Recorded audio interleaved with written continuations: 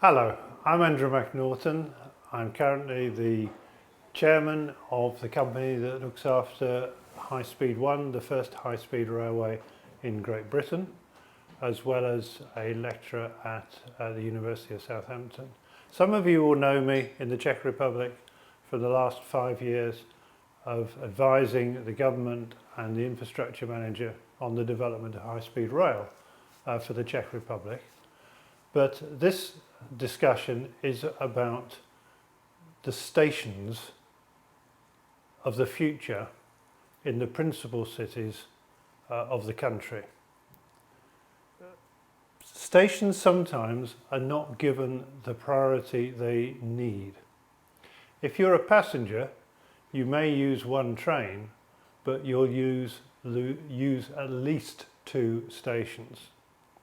The station is your entry to the transport system and it's your exit. Much of your impression about whether this is the mode of travel you want to use will be made by your experience of the station. But it's more than just travellers. The main stations sit in the main cities. They are part of the main cities. Some of the questions are, do they add to the city? Do they advertise the city as a brilliant place to come? Are they, in other words, a gateway to the city? Are they a destination in themselves? Or do they sit in the middle of the city as a noisy, disruptive piece of transport infrastructure that doesn't actually add much to the city? So our starting point in considering any station development is, what are the objectives for that particular station? As I've looked around Europe in the last 20 years and studied many of the station developments that have taken place at principal stations in principal cities, I've seen many things which work and many things which, if people had realised, they would have done differently. So this is about some lessons that are learned. I've produced reports on this, so today's talk is just some of the highlights of my studies. This is not the whole story, this is some thoughts about the development of major stations. The first question is, what is the station? You might think that's a really obvious question, but sometimes people don't think through that. Before you get into architectural competitions, before you get into business cases, you have to start with, what is the station for? It has to be a transport interchange. People get on and off trains and join and continue their journey. Is not an end point for travellers, it's an interchange. It will be judged on how efficient it is. I'll come back to that later. Is it designed to advertise the city that it is in? In other words, is it a gateway to the city where people go, this station expresses what is special about this city? If it's a modern city, does it look like a modern station? If it's an historic city, does it feel like it's the right sort of station? Is it a tourist city? Whatever.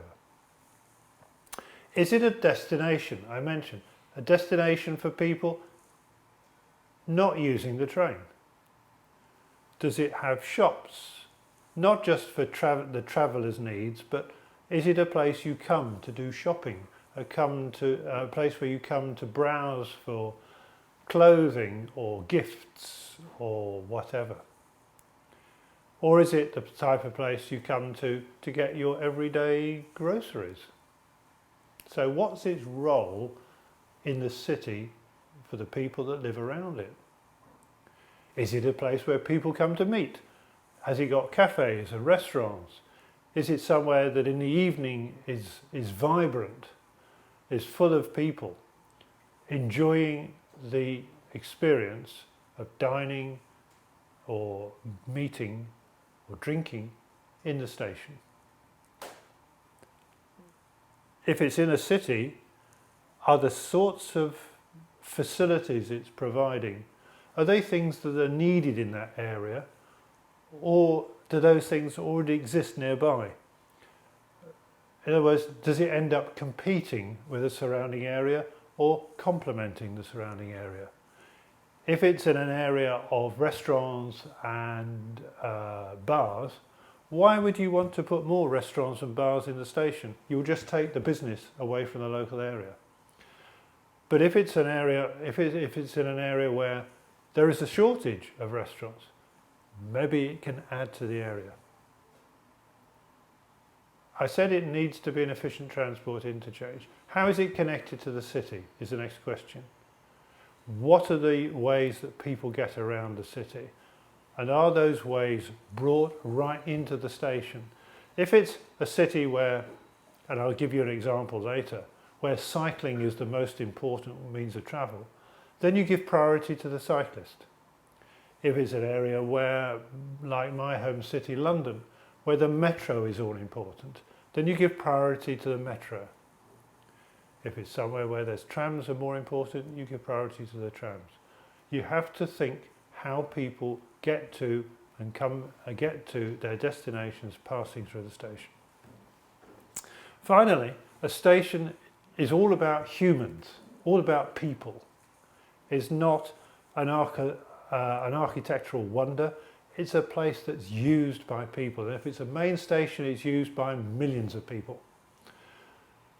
Is it logical for them? Do they arrive at the door and go, I can see immediately how to navigate this station, how to get to the trains, how to get to facilities like toilets, how to get to shops?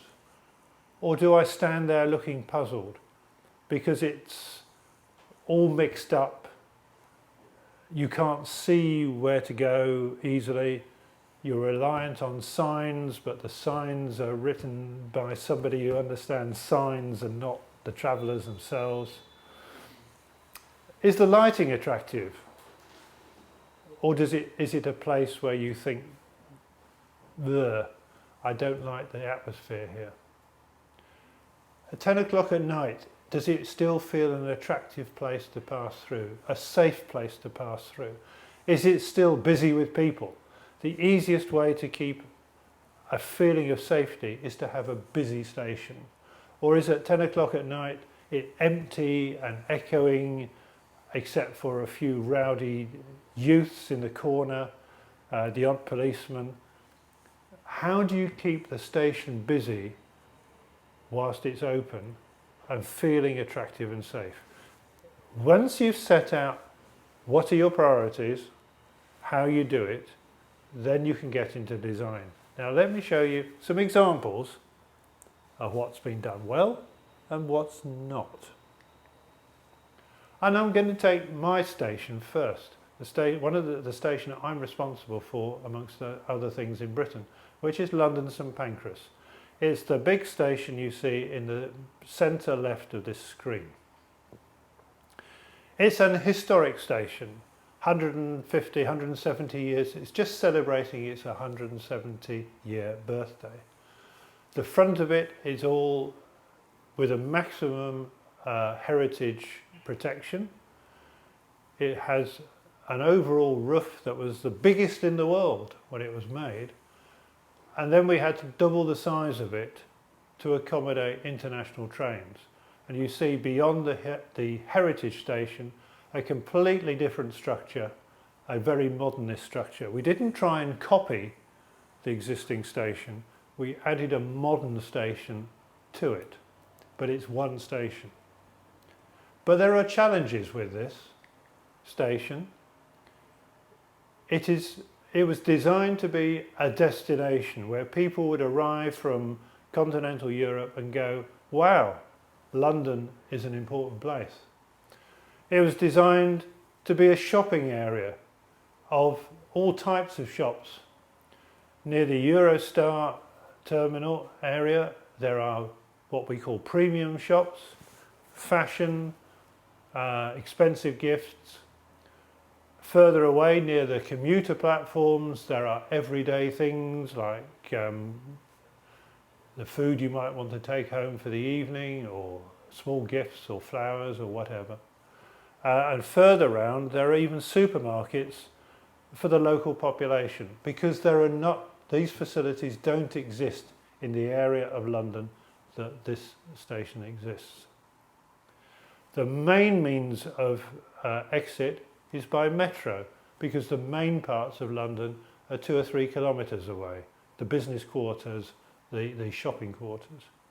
So we prioritise the metro connections inside the station rather than other things. But look at this corridor you see here. At the lower level you have a corridor the full length of a 400 metre train. Because of the shops on both sides, because of the heritage constraints, it's actually a very narrow walkway. It's like a 400 metre long corridor. This picture is taken outside the rush hour. In the rush hour, it's like jostling down a main street.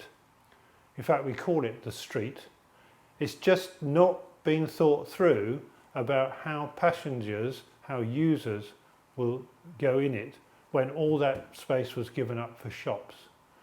We got the balance between shops and the travelling public a bit wrong. We've given too much space to the shops and not enough to the public.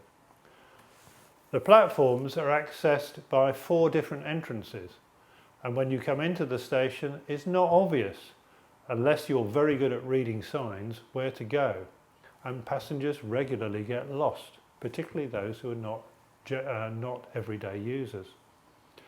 On the upper level are where we have bars and restaurants, but we don't have space to put in enough escalators and lifts.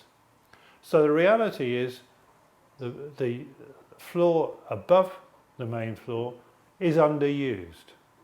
It's not exploited, it's not as successful as it should be, because we just haven't got enough vertical circulation. These are all things to think about when you're designing a station. But it is light and it is attractive.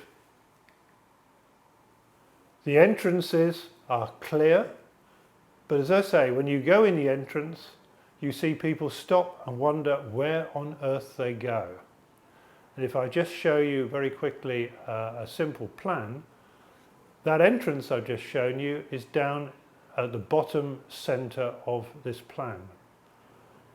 And people going to any of the sets of platforms end up walking round these wide corridors, the streets, internal streets, looking for the platforms. Great for the shopkeepers, they pass lots of shops, but you can spend 4 or 5 minutes finding the entrance to your platforms when all you want to do is catch a train. And we haven't got room for seats, because those corridors, as I showed you on the picture, are not wide enough to put seats in. So some lessons to be learned there about what was done well and what was not. Because it sits in an area where the surrounding area is quite poor, it's not a prosperous area, we have to maintain quite a high police presence, particularly in the evening when the shops start shutting. So we had to include a police station in the middle of this, in order that there were always policemen and policewomen walking about. We also learned that for passengers, more important than clever and nice shops was access to toilets. So we positioned the toilets in some of the prime places that you might expect to see the poshest retail shops. And we've done that because easy access to the toilets is more important to our passengers than shopping. Now let's turn to another station. Next door, in fact, right next door. King's Cross, a station which serves passengers going on 4, 5, 6 hour journeys to the north of England. Another heritage station with the same protections. The picture on the left shows it just as we were starting to modernise it. The train hall is in the background. In the foreground was the concourse, a horrible 1960s cramped, difficult to use, crowded concourse. Just on the left of that picture, you see a kind of almost like a modern structure. It is a modern structure. A new semicircular dome attached to the side of the building, almost as if it's come from outer space. That is our new concourse. I'll show you a picture of it in a minute. Once that was built, we cleared away the old concourse, the one in the front of the picture, and if you look at the picture on the bottom right, that's the artist's impression of how it would be at the end. We replace the horrible concourse with a big, wide open public plaza. And the architects won awards for that, for the quality of the paving, etc. Well, I can tell you it's been a disaster. Why? Well, one thing you can be sure about in England is it rains. Passengers come off their trains from the north of England, out through the exit, straight into this concourse, or straight onto this plaza, and get wet. So we've had to put up new shelters, almost like a garden centre, across a big part of this plaza, just to keep people dry. And the other thing is, particularly in the evening, this plaza gets used by all sorts of antisocial elements. Drug users, youths on skateboards. It becomes a very unpleasant and unsafe feeling place to be after dark. We're still trying to work out what to do with this big public plaza, but it really doesn't work to have wide open spaces that aren't being used for something in front of a station. They just gather antisocial elements. The inside of the new concourse, which was that semicircular building on the side, is a wonderful experience in terms of light, and the lighting changes depending on the mood they want to set. But look at it carefully. It's again a big open space. Well, there's plenty of space for passengers here because there's virtually no shops. But if you look carefully, all the passengers are gathered in one place. And what they're gathered under is the departure board. And they're not sitting down because there's no seats there. They're all standing, huddled together in a crowd, waiting to see which platform their train is called for. So the space is not used at all evenly. One part of it is as crowded as a football crowd, and the rest of it is empty. Because people go to where they need to go to, and where they need to go to is to find where their train is. The designers didn't think about how people really use a station. The other problem is the designers put the toilets right at one end, out of the way, because they thought toilets were nasty things. And the passengers hate that because they have to walk a very long way away from their trains to make a necessary visit. It is not passenger focused. You have to design something passenger focused. Let's move on to another station. Whilst this is not a good image, those of you who visited Zurich and visited the main station, I would say to you this is the best station in the world as a transport interchange. The main concourse has got plenty of room. It is very clear when you enter from the many different entrances around the station where to go to get the train you want. Information is plentiful. The use of the station is logical. It is very clearly a transport interchange. It is in the heart of the city, but as some of the red arrows you see on this show, it's not a block in the middle of the city. You can walk through the station to get from one side to the other. And that's the key to its safety. It's always being used by people, whatever the time of day or night. It's a busy station, whether these are passengers or city dwellers.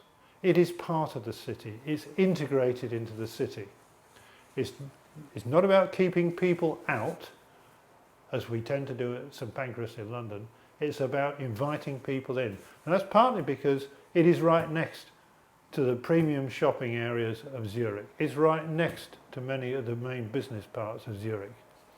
And the people who live and work in the area come into this station to do shopping. But the sort of shopping they do is everyday shopping. The station has got a big number of shops 2 levels down. They're the sorts of shops that the local people need and use. They're not the kind of shops you see in an airport. The other thing to say is the station is on 3 levels. But at Zurich, they have made sure that there are a plentiful number of elevators and of escalators to make it easy to move between the levels. So all 3 levels are busy all day. It's an absolute brilliant station. If we look inside the station, where the trains originally were, the historic hall, is now converted into not a conference area, it's converted into a display area. You get fairs in here, there's a Christmas market in here, basically the best Christmas market in Zurich. So it's used for all sorts of exhibition space. And there are bars and restaurants around it. It is a very pleasant area, but it's used for a purpose. It's not just decorative. They're making really good use of the historic station. The information boards are set up all round the station so that people don't gather in one central spot. You can find the details of the train you need to catch at every entrance. So you don't see vast crowds of people gathering around one single central board like I showed you at London King's Cross. I mentioned the number of escalators. They've been very sensitive to the old structure in fitting escalators in, but it makes it very easy, as I said a moment ago, to move from level to level. The shopping area on floor -2 is full of local shops, not fancy shops. If I turn to Berlin for a moment, the new Hauptbahnhof. Again, it is a gateway station, and it's announcing itself with modernist architecture to say this is a modern city. When I showed you Zurich a minute ago, they don't try to be a gateway. They don't want it to be a big statement. It's just part of the city, an efficient part of the city. But at Berlin, they wanted it to be a statement station that said Berlin is moving into the 21st century. They have made the slight error, in my opinion, of having a large open plaza in front of the station. And there are the same problems, that in the evening that has to be heavily policed because of the antisocial elements that will take it over. Because there's no reason for people to be in that plaza at all. There's nothing there. It's just an open space. Inside, the station is light and airy. They have made sure that natural light comes through to most of the levels. But the bottom level, and you see this right in front of you in this picture, doesn't get natural light. That's the level where people don't like to go, unless it's very obviously busy, because it's darker, more threatening. The higher levels are light and airy and welcoming. You really have to think how you use light if you're going to have a multi-layer station. In Paris, I think there's one station that is really interesting, which is Saint-Nazaire. It is right next to some of the most expensive shops in Paris. Therefore, it doesn't seek to compete with them by having high fashion shops or premium shops. But they have introduced shopping into it. The plaza you see here doesn't have much in it, but it's actually quite small, and what it does is actually link the station to the shopping centre, the shopping area of Paris, main shopping area of Paris. So it's actually a thoroughfare. It's well used all the way through the day. It's never a place which people give over to the sort of people you really don't want to meet. It's a well-used public walkway rather than an empty plaza. Inside, they've hollowed out to create some some shops, everyday shops, but also a few, because it's Paris, a few fashion shops and clothing shops. But they've done it in a way that natural light goes through every level. So at every level, you don't feel you're like in a corridor in a basement of a building. The importance of natural light is so much. And they again have placed departure boards all round the station rather than having a central departure board. If I turn to Amsterdam, the story is more mixed. This is clearly a gateway station with, again, magnificent historic architecture. But it's a station which, at over 1 kilometre long, is a complete block in the city. Now, to some degree, that doesn't matter too much because the other side of the station is a waterway. But traditionally, it's been a problem as a station getting between the city and the other side. They've prioritised trams, and the tram stop is right next to the frontage of the station. But I can assure you, if it rains in London, it also rains in the Netherlands. And for much of the year, the distance between the station and the way that many people want to get to their final destinations, the tram, is a place where they get the chance to get wet. It's a busy area, so it always feels safe, but people haven't thought about the weather. The trams are close, but they're not close enough. Inside the station, they traditionally had just a central area where everybody forced their way through, another crowded corridor. And instead what they've invested in is building several wide corridors, each with their own escalators and lifts, so that people don't all have to channel to the same place. So they've opened up the station. The trains are up on viaduct, this is all underneath. And by opening out under the arches, they have made it much more pleasant for passengers to use without being very crowded and bashing into each other. They've made enough space for passengers. There are almost no shops in this station because, first of all, there's not really room, and secondly, it's right next to the shopping areas of Amsterdam and the tourist areas of Amsterdam. There are 100 bars within 100 metres probably. You wouldn't want to just repeat that in the station, you'd be competing with the city. A wonderful example of rebuilding is Rotterdam Central. It is an interchange, it is a gateway, it's not a destination. It's right next to the city centre. The city centre is to the bottom right corner here, and on the other side is the residential city. So a particular challenge here, again the tracks are up on viaduct, was to reconnect all the people who live in Rotterdam with all the places where they work, where this station was right in the middle blocking everything for over 1 kilometre.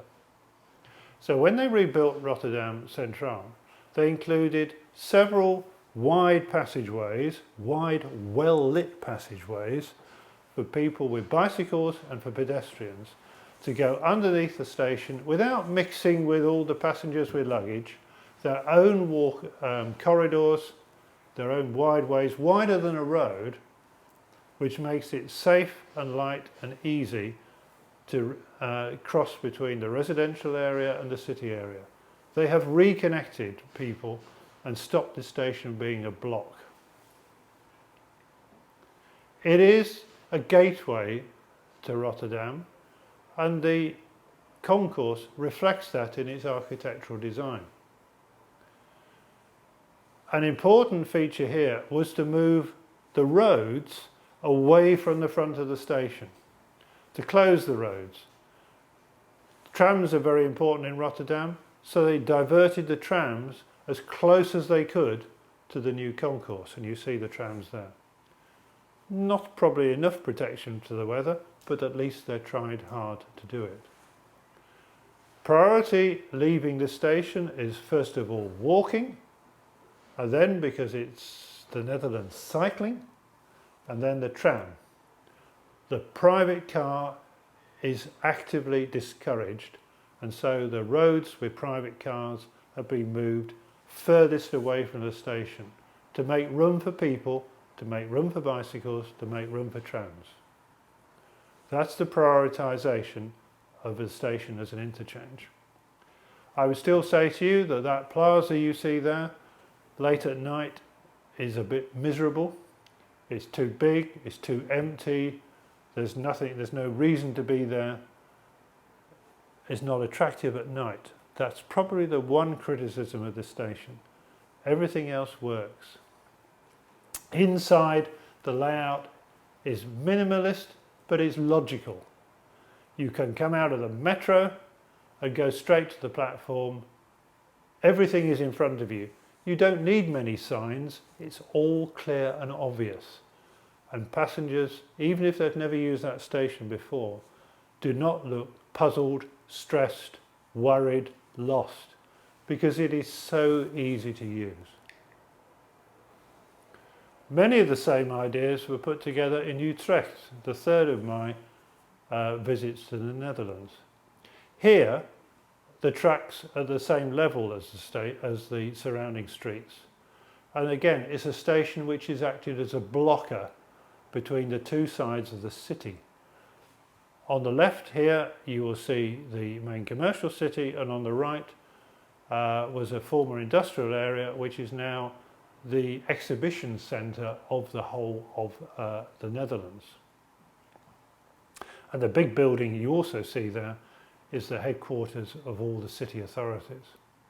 So they've made the station central to Utrecht rather than it being an unfortunate thing which divides the city. And the way they've connected the two sides here is by a bridge. But to call it a bridge is an understatement. It's wider than a football field. It's got areas for passengers to use and areas for city dwellers to use, so they don't have to mix. And you don't have people bumping into people with luggage in just going about their everyday business. There are some shops on that land bridge, but they're very much everyday shops that needed for passengers. They are not lots of shops for it to act as a destination. They don't want it to be a destination. They want it to be an efficient transport interchange, and they want it to be part of the city. You don't always need to have much shopping to make a successful station. Now let's turn to Brussels, which for most of my adult life has looked like the picture on the top left. A place where you really don't want to go. The graffiti says it all. It's the only thing it was a centre of all that time was a centre of drug addicts. It is being carefully refurbished, not totally rebuilt. And instead of the nasty entrance that you see in the picture on the top left, right at the right-hand end, there is now an attractive entrance. The horrible building that was in front of it has been knocked down and replaced by a decent modern building with apartments. Yes, and they've taken the road away, because the road was about noise and filth and dirt and people being run over. They have prioritised walking out of the station into the refurbished area of the city. They've prioritised tram and they've prioritised metro. They have taken the car away. The car belongs to the 20th century. Because the trains run on tracks just above the concourse, it's very difficult to do much with the fact that it's got a very low ceiling. But the old station looked like the picture on the top there, gloomy, confused, overused, and the major investment has actually been in lighting to turn it into a more attractive area, and then into take underused areas which were largely for kind of railway administration, and brought in the kind of retail outlets that young people want in the evening. Coffee shops, cafes, meeting places. And rather than trying to sell you your Hermes shopping, or Hermes luggage, that sort of aircraft shopping, they're brought in everyday shops that the local community, those same young urban professionals want. Between the two, they've managed to turn it into a station which at 10 o'clock at night is well used by the sort of people you enjoy meeting, rather than as it used to be, you arrived at 10 o'clock at night and felt you needed a security guard. By a mixture of the right sort of retail and the right sort of coffee and cafe places, not heavy drinking bars, and most of all important, the right sort of lighting. Now we get to Madrid. The original station is here on the right. You see, again, highly protected architectural heritage. And all the trains and everything else are in the modern station that you see behind it. A large structure. The area this station sits in is a tourist area. It's some way away from the business quarter, it's a long way from the shopping quarter, but it is surrounded by tourist hotels. When they were thinking what to do with the historic old building, that influenced their thinking. And I'll show you a picture of that in a moment. The last thing to say about this is, the thing they failed to do here is to address the issue of the priority of transport interchange. They have still given dominance to the motor car.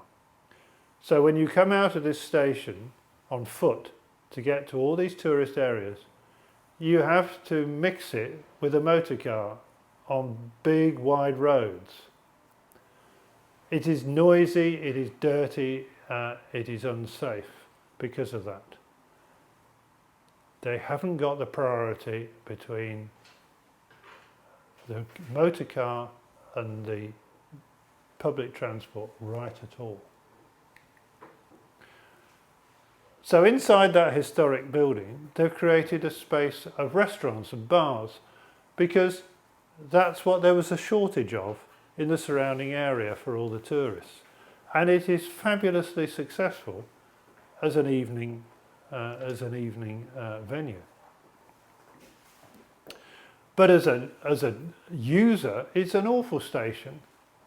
You come in through some of the entrances, you come in through the metro, you come in from the endless car parks, and you go on a voyage of discovery around travelators, elevators, whatever.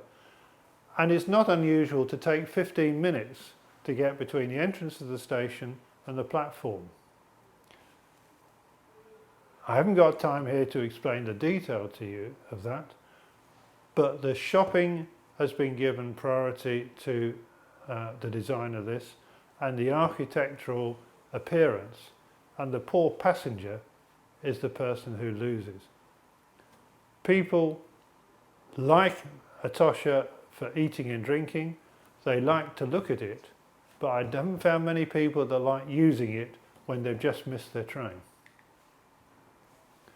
And then we come to me, a very sad example of development, which is Rome Terminal. If I concentrate on the picture on the left, it's a big station. It completely blocks a huge chunk of Rome by about 1.5 kilometres, and there is no way round the station, there's no way through the station. It divides the city. It is a divisive station. People have not thought about how to give it ways to get through for the local people. So it's a place that repels the city. It doesn't attract it in. No city dweller wants to go to it. It is a place only for passengers. It's meant to be a gateway, and the architecture is the architecture of the 1960s and 70s. But look in front of it. Stay looking at the picture on the left. You can probably just make out quite a lot of greenery about 100 to 200 metres in front of the station. That used to be a sort of triumphal plaza, paved over, used only by antisocial elements. Now that's where they put the buses. The trees are actually a very good way, this is now southern Europe, of keeping the summer sun off waiting passengers. So rather than a shelter against rain, it's trees to show a natural shelter. So they brought greenery into what was otherwise a very unpleasant paved area. That has worked very well. But look between that area and the station itself and turn your eyes to the right-hand picture. The Romans have prioritised the car. Everybody heading towards the buses, which are very important in Rome, has to negotiate 100 metres of mad traffic. What the designers have missed, or what the designers have chosen to do, is give priority to cars over passengers, over public transport. That was their decision, but it's a decision that makes it very unpleasant to use unless you're a private car owner or you're being picked up by a private car, which in the middle of a 21st century city is ridiculous.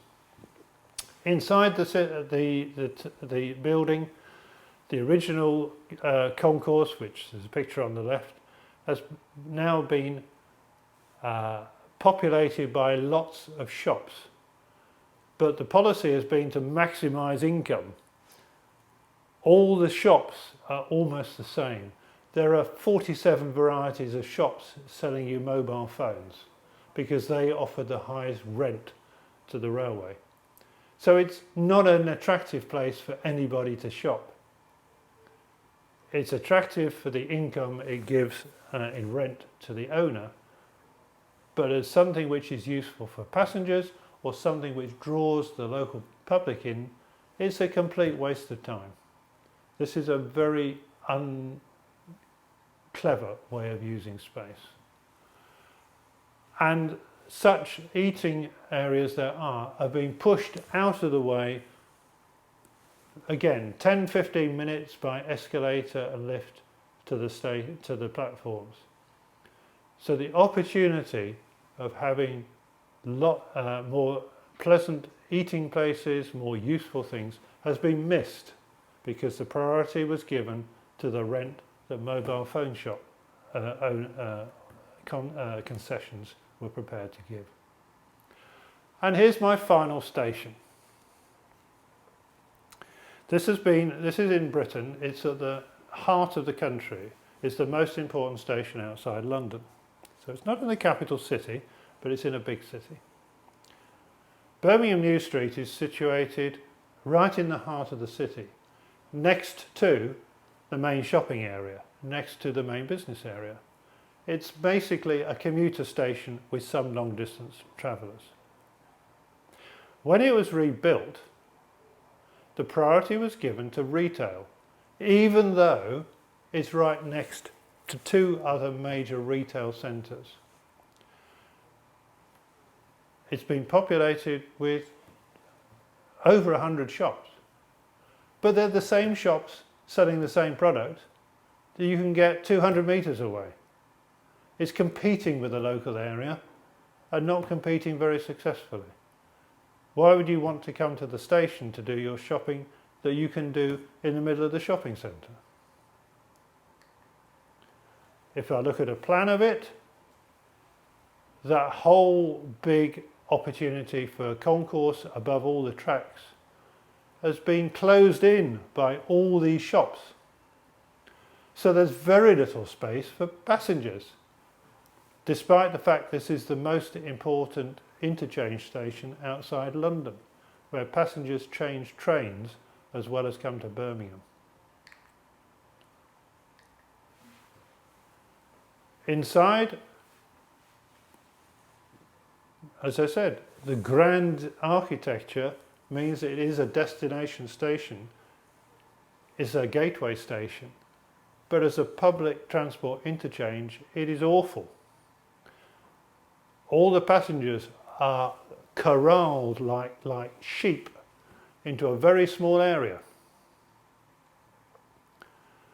One of the saddest things is there's only one set of departure boards, because there's only space for one set of departure boards, and everybody gathers underneath them. And that's why you see a crowd. Those are the passengers. The other crowd in front of you is other passengers, but most of it is underused because it's been given over to the sort of retail that is competing with the rest of the city. It is a very difficult station to use. I've used it 100 times since it was rebuilt 5 years ago, and almost every time I get lost, and I'm a professional railwayman. Imagine what it's like if you've got 3 children, 5 bits of luggage, and you've only got 5 minutes before your train appears. To create this failure of a station was 550 million euros. An enormous amount of money that has created an architectural masterpiece, a shopping emporium that we don't actually need, and a worse experience for passengers than they had before we started. When you think about stations in the Czech Republic, think who are the passengers using it? Are they long distance? Are they regional? Are they largely regular passengers like commuters? Or are they largely people who don't often travel? Which means you think about those things I said at the start of this presentation. What is the station for? How do passengers interchange? If the most important interchange is with the metro, then you prioritise that. But if, as I consider in Prague, the most important interchange is with the tram, then you must bring the tram to the station. But what you don't do in a 21st century city is prioritise the private motor car. That is so last century. Now I hope I've given you some food for thought. Often there are conflicting requirements, and the challenge for the designer is to find the best compromise. But in doing so, always remember the hierarchy. The most important thing are the passengers and their interchange. Think of Zurich. The importance of its place in the city. There is not a single design that you fit in every location. Every city has got its own priorities. How do you bring the city to the station? How do you make the station part of the city? That's partly about architecture, but it's also about how you develop the connections, how you break down barriers, as I showed you with some of the examples in the Netherlands. How do you make it attractive at night? so it's used by the right sort of local population and not the wrong sort of local population. It's about hard design, like avoiding wide open spaces that have got no use. It's about hard design like good lighting, but it's also about soft things, which is back to how do you make the place alive at 9 o'clock at night. I hope that's given you, as I said, food for thought, and there is a lot more that can be discussed in this area. But with that, I will leave you and thank you very much.